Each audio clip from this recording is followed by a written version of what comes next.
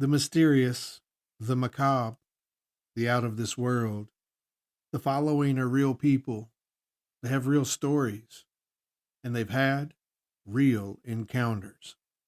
Here tonight on Newsworthy, 2 words and 2 question marks.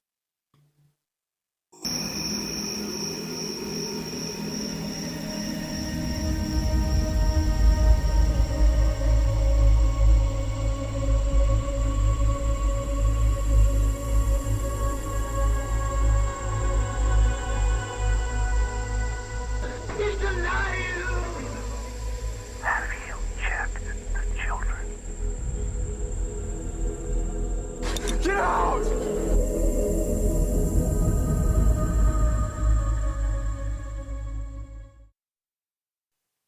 Hello, and welcome back to Encounters.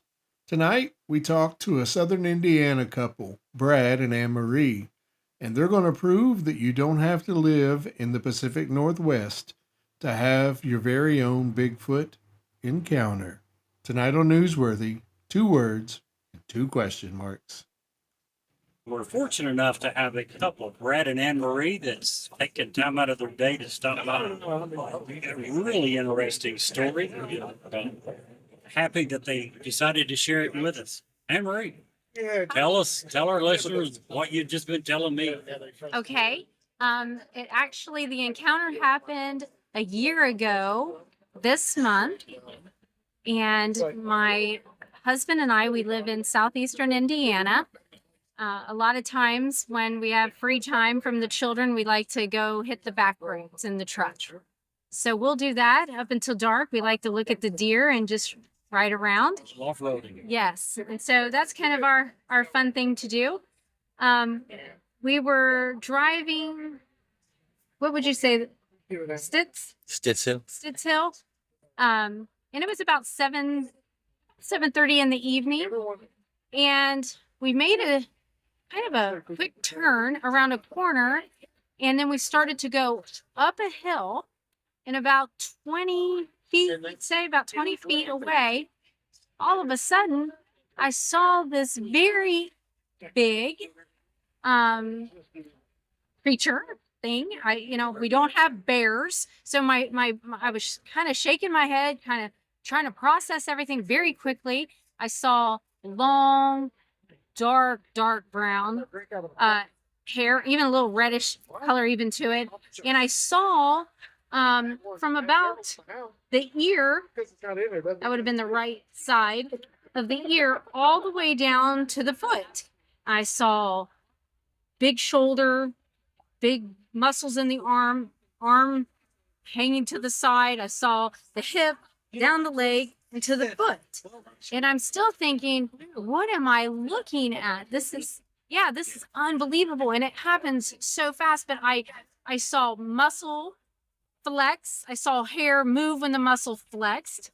I saw the bend in the elbow and a bend in the leg. So it was standing right on the edge of the road. And how far? There's like a little bit of gravel, right?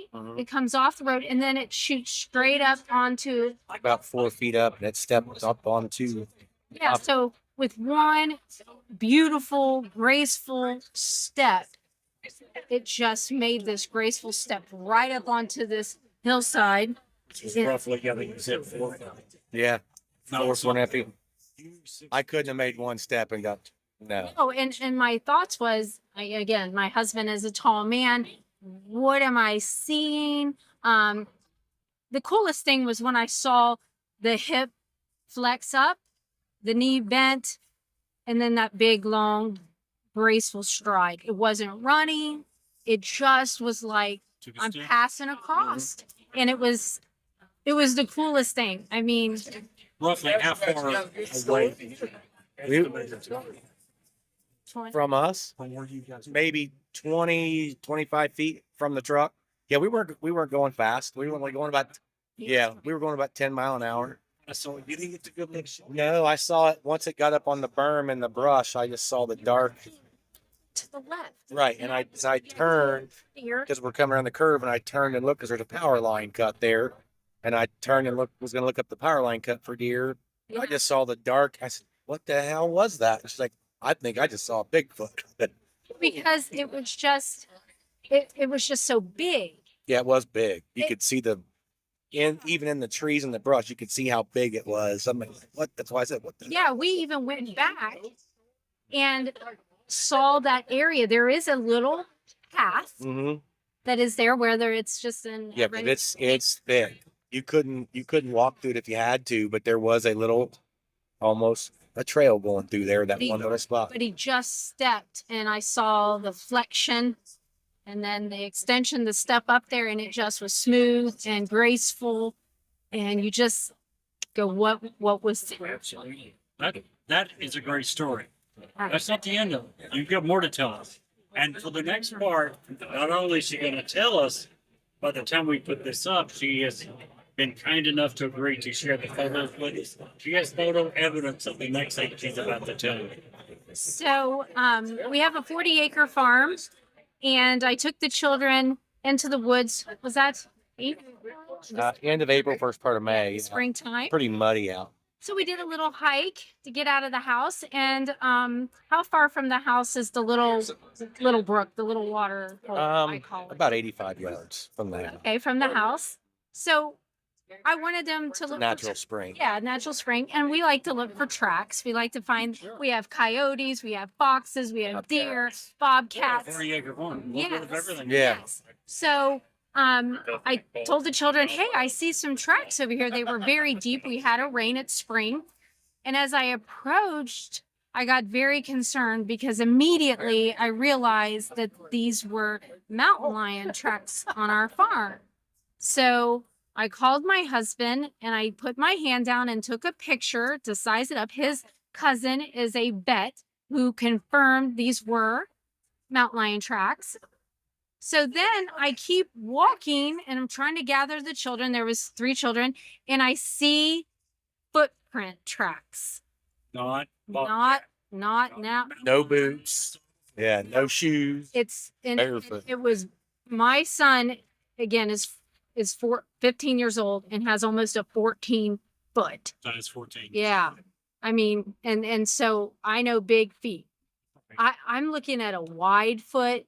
The toes are made out. It's pretty deep.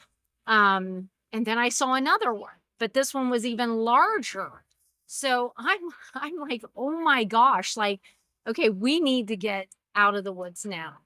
Because now I've seen what looks like human feet because of toes, but not anywhere near the size of a man. 14 to 16 inches long. Oh, easy. You know, but you can recognize toes, but you're like, yeah, nobody in my house, nobody I know has feet this big. Just for perspective, roughly, how much longer than your size 14 foot was this track? Oh, 2 inches, 3 inches. At least, I'd say closer Yeah. to 4. but the width is what you're just like, oh my It was goodness. every bit of 5 inches, if not. Yes.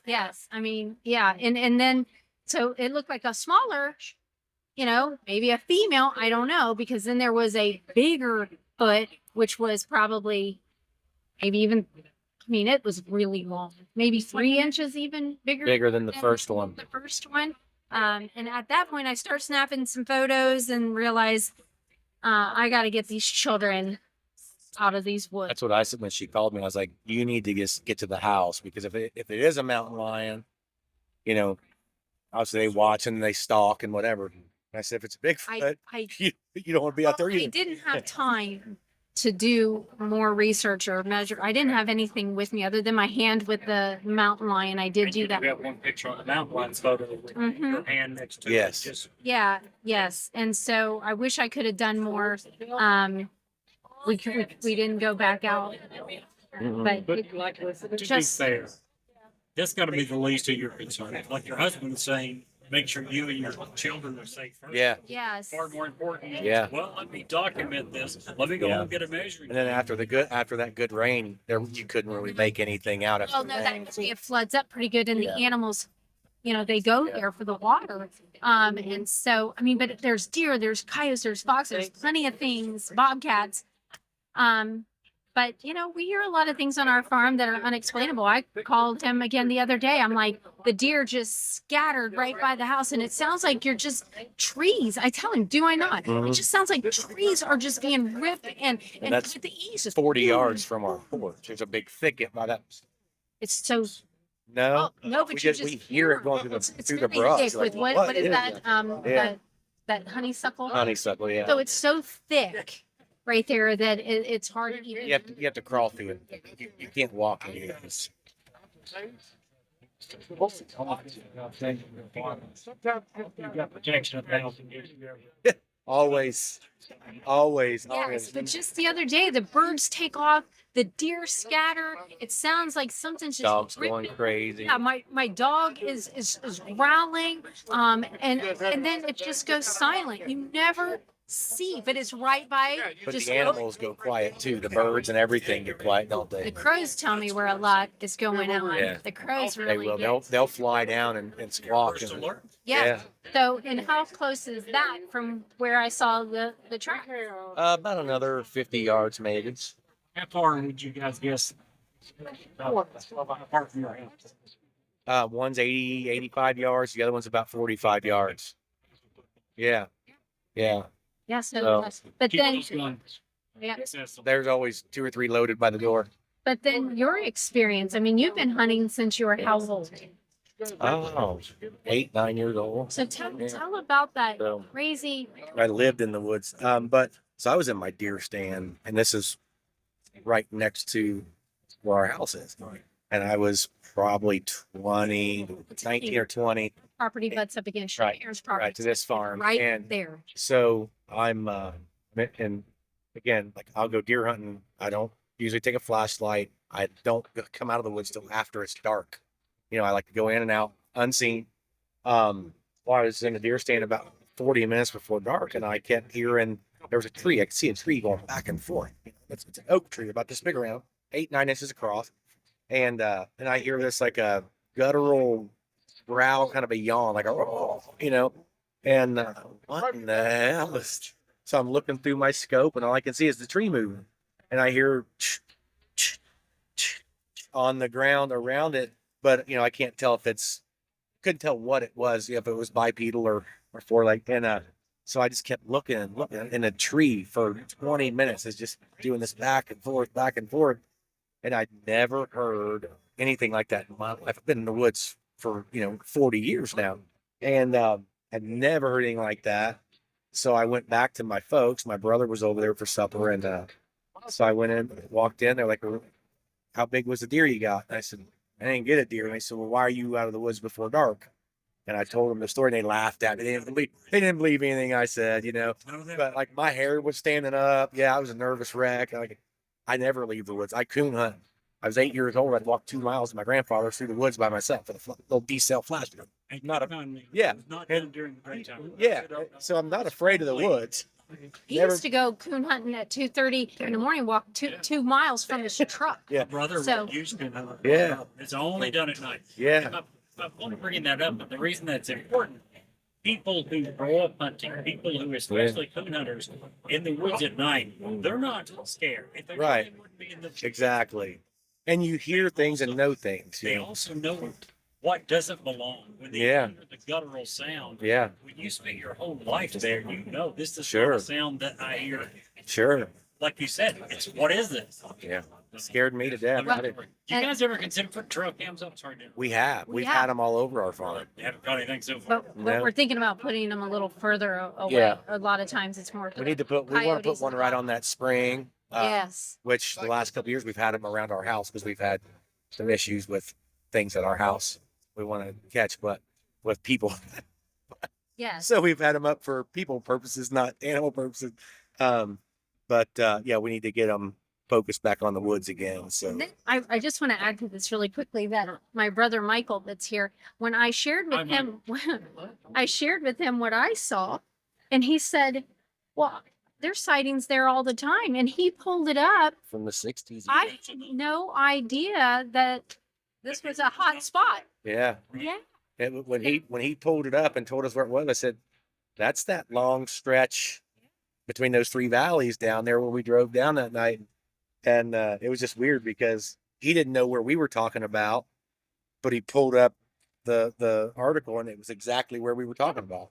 It was kind of neat. So, little confirmation. Awesome story. Absolutely love it. We appreciate it. One last question I ask everyone. When people have these stories, typically if they've told it for a period of years, you'll get different reactions, I'm sure, from different people. Yes. What one thing do people typically get wrong? What one thing do people misunderstand? What would you like to say to those people? So hopefully that doesn't happen. I mean, Well, you were made fun of. Your Yeah, family you don't- didn't believe you. you You're a very don't honest know until person, you've so- experienced it. You know, I Um, mean, What will happen is you then talk to me. yeah, Like your little Yeah. I would think that most of the people I share that with, such as like my brother, know me well enough. That helps. Yeah. Absolutely. And so all you can say is, this is what I saw.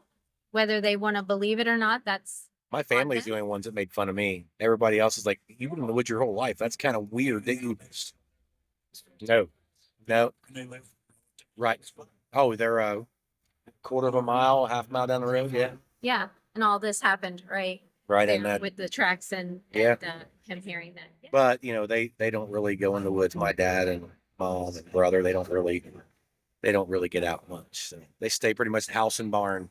So. I find it strange that so many people ask that question. Why is it hunters seem to sense to They're in the woods. They're in the woods all the time. Columbus?